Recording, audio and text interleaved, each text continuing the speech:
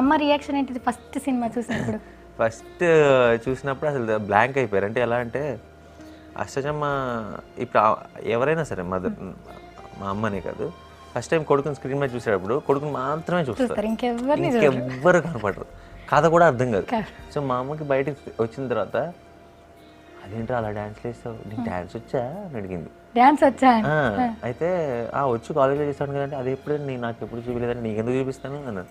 అయితే యాక్టింగ్ కూడా చేసావు బాగా, యాక్టింగ్ ఎప్పుడు నేర్చుకున్నావు అంటే ఏం నేర్చుకోలేదమ్మా చేస్తాను. అది ఎలా చేసావు ఈ డౌట్లోనే ఉంది అమ్మ, తనకి ఇంకా అర్థం కావట్లేదు ఏం జరిగిందో.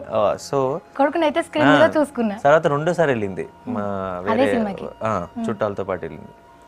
వెళ్ళి వెనక్కి వచ్చి అప్పుడు అంటుంది సినిమా బాగుందిరా అంటుంది. ఫస్ట్ టైం సినిమా చూడలేదు అసలు,